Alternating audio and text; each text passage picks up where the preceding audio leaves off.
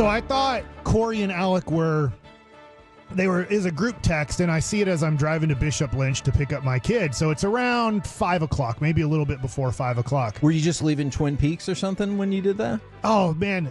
Baseball Nuggets brought to you by Twin Peaks Eats, Drinks, and Scenic Views. Thank you so much. You're welcome. I wasn't. I didn't have time. Because you had kid stuff to do. I got you. To pick up kids and stuff like that. And so I'm like, why are they talking about Skip Schumaker? Like, he's the number one manager on the market. Like, everybody knows the dude managed in 23 the Miami Marlins his first year and then got him to the playoffs. And he was manager of the year. And then they fired his general manager. And I'm sorry, I'm forgetting already. And Gavin Spittle just came in and gave me her name. But they fired. Was it Kim? Yeah. Yeah. And so he now is like, wait, what just happened? The general manager you hired got a team that has one of the 5 lowest payrolls in baseball to the playoffs. She hired me to manage the team, and you're getting rid of her? And now you're telling me the new general manager, in a way, I'm kind of not saying what Skip Schumaker said, but probably what he's thinking, and the reason he left the Marlins is like, and you're now getting rid of the players that help us got there, and you want me to manage a different way, and you want to change the whole style and philosophy and go through a rebuilding process where we just built something that won 84 games in the playoffs.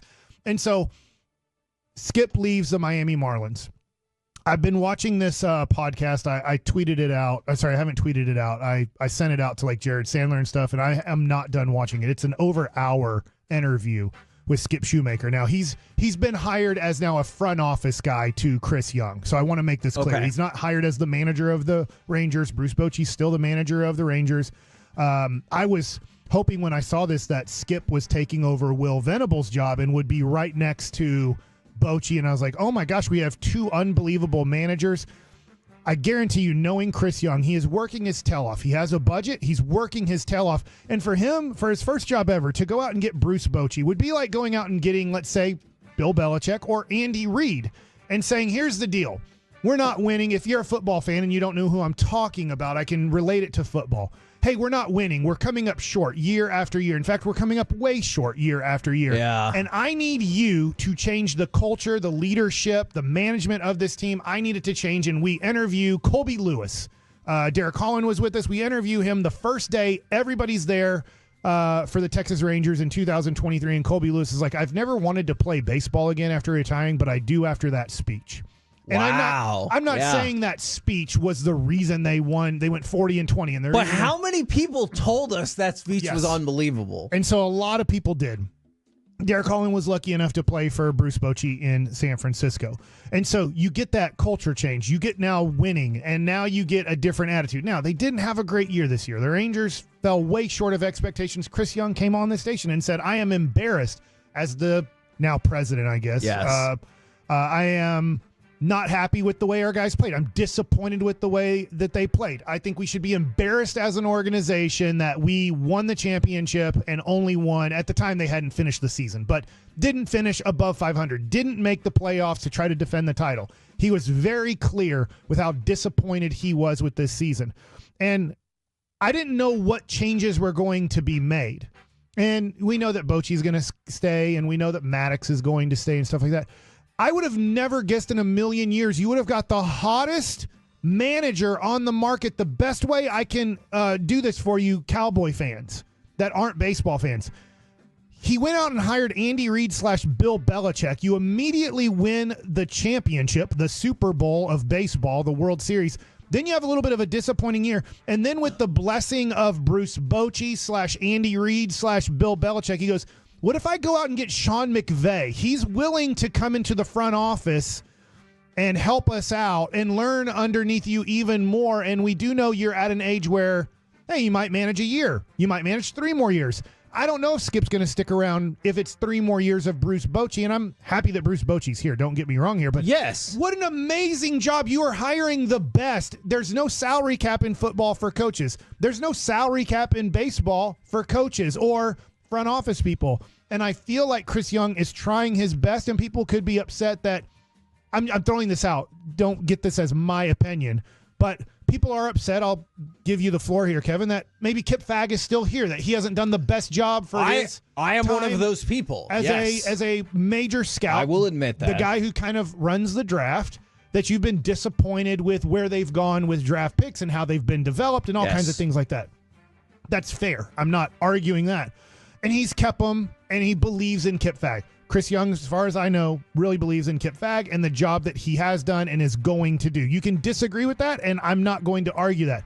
But for him to go out and get Bruce Bochy, and then to go get Mike Maddox, and I know that's Bruce Bochy doing it too, and then to go get Skip Schumaker, the hottest manager on the market, to be part of your organization. This is freaking amazing. So I'm hoping you can help some people out here, because I've already seen this. This is the minority. But I've already seen some people say, why was his team so bad last year? So I'm hoping that you can walk, because they were 62 and 100 last year. Yeah. But I'm hoping you can walk people through why that was. All right. One, Yuri Perez. This dude is a Cy Young candidate. He's 19 years old in 2023. It was like, oh my gosh. I don't have his numbers pulled up, but it was spectacular. But he got hurt. So they lost their up-and-coming phenom. Yep. They don't have money, so they don't have players that are considered all-star caliber year-in and year-out players. They did have one, but he doesn't fit analytics to some people, and that's Luis Ariz. Yes. And so they get a new general manager, and one of the guys that he could count on at the top of the lineup, getting on base, playing the game the way that Skip likes, maybe having a guy at the top of the lineup play the game, they immediately get rid of. And they start getting rid of other pieces. So Skip was talking about in this podcast on, like, you have to have a core of players. So when new players join the team or young players come up, there's this core of guys where you have this set in. Everybody knows the clubhouse, somewhat pecking order. I'm paraphrasing what Skip said in this podcast with Eric Hosmer and stuff. When you start taking all that out, I get rid of Luis Ariz, I get rid of other veteran guys. I have a new general manager who sees the game totally different after we were successful. He's doing the best he can with what he has, if that makes sense. Because they went on a total rebuild after making the playoffs. Like, well, let's totally rebuild it again. The owner was like, and let's do it with a totally different general manager. And the general manager, the lady who was unbelievable at it, was like, now, wait a second. I've done some things after Jeter. Derek Jeter was kind of part owner, not majority owner, but I've done some things now. We are now a competitive team. We're now over 500. We snuck into the playoffs. What are we doing here? I have the manager of the year.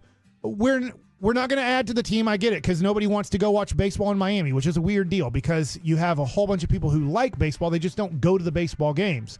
So we have a limited budget, but you're going to strip that away from me and we're going to have to start all over again?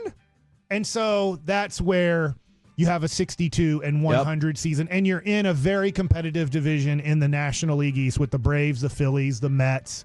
The Nationals are now an up-and-coming team that have more money than you. I just wanted to set that in case people were curious. I'm not, Skip might not be the best manager in the world when he gets his job again. But I'm going to tell you, there's going to be at least 5 teams. I really believe this. As this 25 season progresses and teams disappoint and teams are thinking about going in different leadership directions, I believe one of the first calls they're going to make is to Skip Schumaker's agent, and I believe it's Scott Boras, and say, we want to interview him. We believe he could be our next manager and lead us into the promised land. And I'm just hoping that the Rangers are able to somehow keep him, because I cannot believe they got him. I get it. I'd rather have Juan Soto. You make me choose between Juan Soto and Skip Schumaker. Corbin Burns barely, and Skip Schumaker in the free agent market. I want Corbin Burns, okay? But for the manager of the 2023 Manager of the Year in his first year ever to manage, a young guy who most people, I don't know everybody, but most people in baseball think this is one of the next guys. When you talk about, hey, who are the guys that are unbelievable or going to be unbelievable at managing? Skip was part of the conversation last year, and a lot of people just felt bad what Miami did to him and knew. I was there in late May with the Rangers. So many positive things said about him. By that point in late May, everybody knew Skip's not staying here. Yeah. I even remember that. They've screwed him over enough that he's not staying here after this season's over. But it didn't mean he wasn't trying to do a great job. He just had to deal with what he had to deal with. And then he's like, all right, I'm done with the Marlins.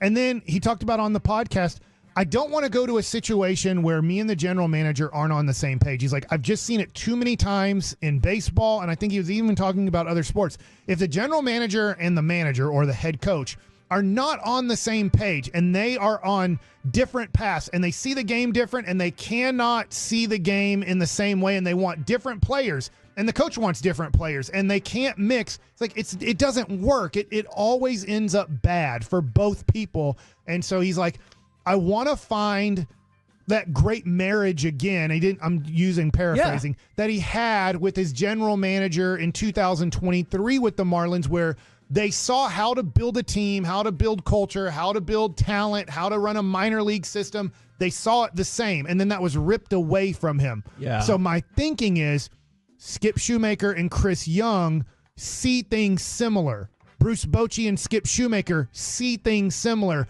And so all you're doing is acquiring as much talent as you can with the budget that you have.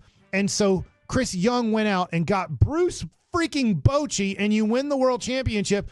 And then after a tough year, he goes, I have an availability. Can I go get the hottest young manager in the market, but I don't have the managerial job open? And he got it done. That's running an organization.